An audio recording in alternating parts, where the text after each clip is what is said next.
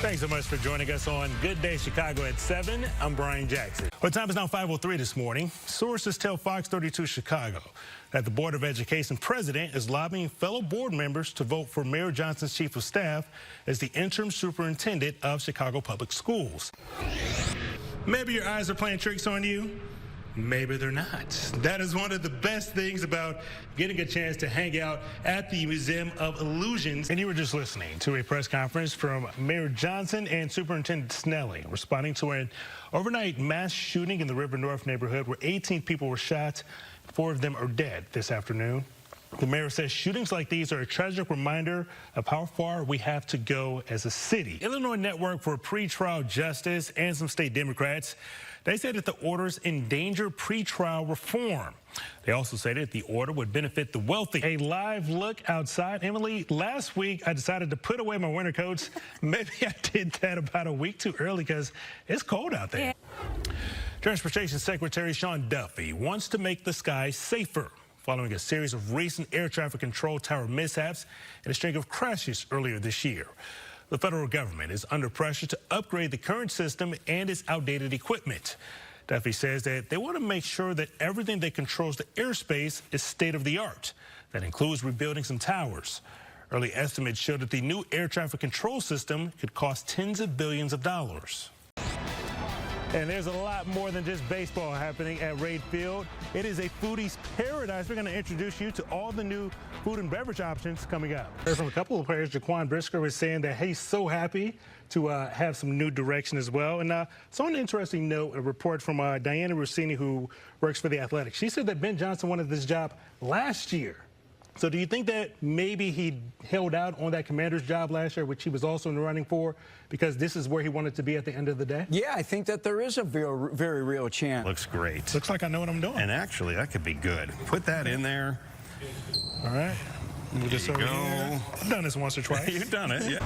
For somebody who's never played this sport like myself, what are 1 or 2 things they should do to get started? Well, one I'd say is, try to sign up for some leagues, right? Try to meet some new people, play as much as you possibly can. Well, this summer, Fox 32 Chicago is partnering with the Greater Chicago Food Depository and Old National Bank to address food insecurity across the city. Well, Chick-fil-A is on a similar mission. Went to their South Loop location to learn more about their Shared Table program, where they donate surplus food to local food banks. Roughly 19% of Chicago households face some level of food insecurity. Chicago area Chick-fil-A restaurants are working to ease that burden through the Shared Table program. For me, it was like, how do I still own and run a successful business, but also make an impact in the community? Kareem Edwards is the owner and operator of the Chick-fil-A in the South Loop. His location donates surplus food to local food banks and nonprofits. When you say surplus, how exactly does that work with you guys in St. James? Yeah, our intention is to make sure we serve our guests hot, fresh food.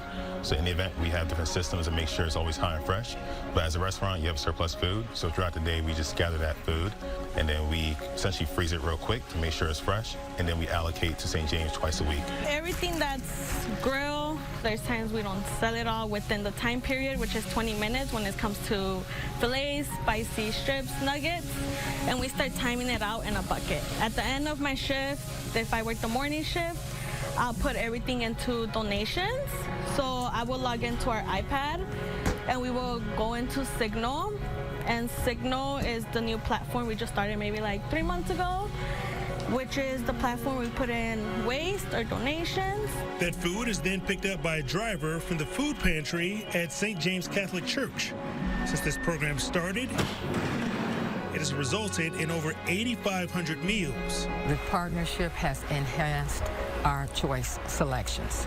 Every client doesn't cook, and some of the food donated by Chick-fil-A is pre-cooked, which is great and wonderful, especially for those who are unhoused, those who are in transitional housing, or those who are just homebound. The food pantry at St. James serves over 2,000 clients each month. Instead of handing each of them a bag of food that is already selected, they let them choose what they want to leave with.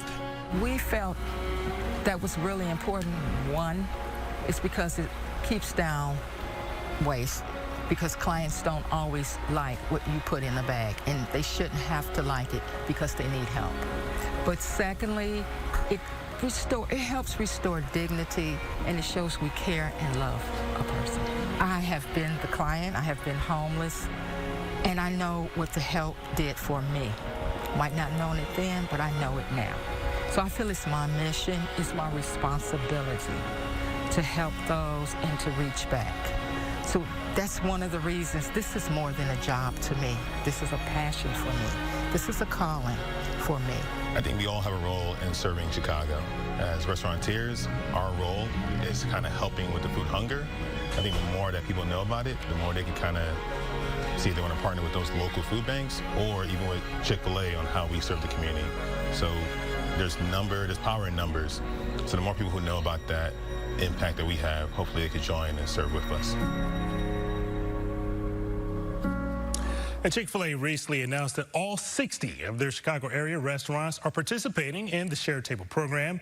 And they tell me that all of their new and future locations will continue this commitment to end community hunger for years to come. Back over to you.